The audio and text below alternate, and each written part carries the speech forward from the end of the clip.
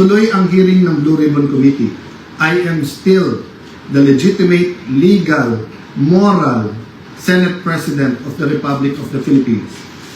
There is still functioning committees. We have to hear the testimonies.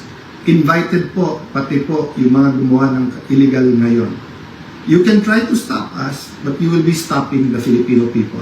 This is an illegal coup d'etat na may kasamang pagbabasura ng ating konstitusyon. I warned everyone about this from day one. We warned everyone yesterday when we explained the use of the parliamentary tool of not having a quorum. And kaninang tanghali, habang kausap ko po si Senator Marcoleta, I asked everyone, please pray, kasi at that time, balita po namin na nag-step up sila sa pagsasabing wala na yung kaso nyo, sumama lang kayo or pumunta lang kayo ng session hall. I even got a text yesterday, pumunta lang daw ako or si Senator Loren para nga at least mag-open and close. Nangyayari po minsan yan, that's a longer story. Pero naramdaman ko na po kahapon na baka may isang dumating, so 12 plus 1 equals 13.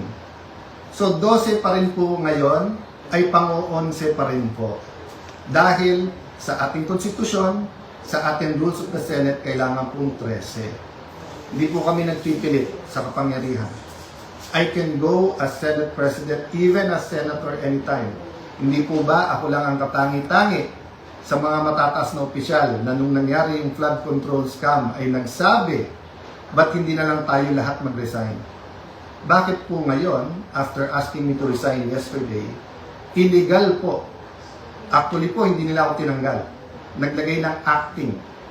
Senator Win, Lucian, ingat kayo dyan. You're playing around with fire. This is not just about the Senate. This is about the Philippine Constitution.